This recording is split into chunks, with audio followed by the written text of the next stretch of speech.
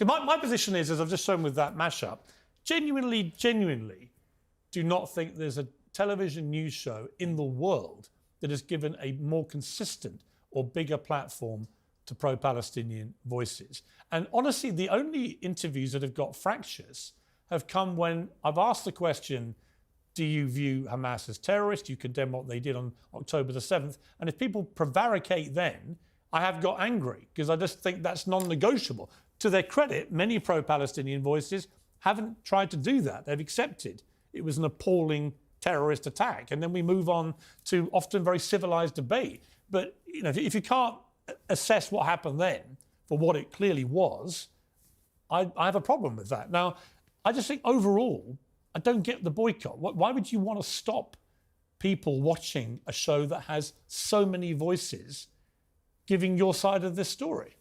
Is our segment going to be as courteous as the one you just did with Mark Regev? You think that was courteous? I think it was courteous and respectful. Yeah, do you think we can have that engagement? Do you think I asked him good questions? You gave him enough time to answer without interjecting. You know what I think about Mark Regev? He's always very respectful to me. He answers the questions. You may not agree with the answers. I will answer all your questions. But when people come on, Jeremy Corbyn, the doctor earlier this week, when people come on and simply won't give a yes or no answer to a yes or no question, that also can be aggravating. You know, sometimes I get a bit intemperate. Sometimes I do get a bit emotional about stuff. It's an emotional story, right? Do you want to use this opportunity to apologise to 1 billion Muslim women? No.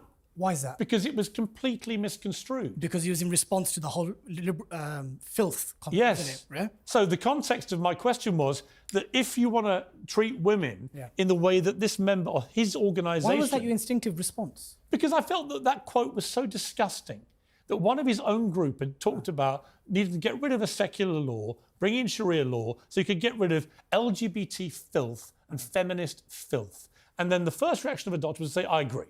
And I was like, really? Okay. That's how you want to treat women? Okay. You want to treat women as feminist filth? Now, it got clipped up purely as me saying, what, you want them to be oppressed? That wasn't what I said. I don't think actually anyone who watched the whole thing like you did. People have seen your monologue. Yeah. They've seen your clarification. Yeah. And it's still trending. Yes, because the original clip was so misleading. Okay. It made out that I think all women who are Muslims are oppressed, or all those who want to become Muslims would be heading towards oppression. So I don't feel that. So you don't want to apologise to those Muslim women who were offended? No, I want to apologise to anybody who watched the clip that was put out. What about those who have watched? And in my view, was deliberately misled. Okay. Deliberately misled, because I don't believe that. What about your statement from 2019? You and I, on the LGBT issue, you described Muslim parents protesting peacefully within the law of the land as they're behaving as if they're in Islamabad. Do you stand by that comment? What was it? Remind me of that. Muslim parents in Birmingham protesting against LGBTQ education to be taught to 4 or 5-year-olds. You said twice with Samantha Reid, and I had to check you the second time. You said, why are they behaving like it's Islamabad? Okay, look, I don't remember us doing that, but I'll go and check it and I'll give you a response when I've checked it. If you did say that, do you think that's an appropriate comment? It depends. I mean, it depends. I'm trying to remember. I was on Good Morning Britain, right? So this is 4 years ago. I'd have to go back and look at it. I would have probably taken a view that if people were protesting in a very aggressive manner about LGBT education, I would probably think at the time that was inappropriate. Why Islamabad? I don't know. I have to go back and look at the quote, right? Another instinctive response. OK, but you haven't mentioned this before, so you've mentioned it to me now. I'll go back and watch it. I will. I'll go back and watch it. I'll give you a measured response. But let's get to... Sharia law. Do you hate Sharia law? I don't hate Sharia law. You said you know about Sharia law, so what credentials... I know that Sharia law operates in a number of countries around the world, and I know that in somewhere like Afghanistan, the women who are under Sharia law imposed by the Taliban are deeply oppressed. Would you agree with that? What qualifications do you have to even talk about Sharia? Would you agree with that? What qualifications Would you agree with that? Have? What qualifications do you have? Let's try and reach points of agreement. Yes. Do you agree that the way the Taliban treats women is oppression? I'm going to answer your question. Can you answer it? I will answer your question. Well, answer it. But I want to know why... Well, don't answer supplementary first. But answer my question. You said you know about Sharia law.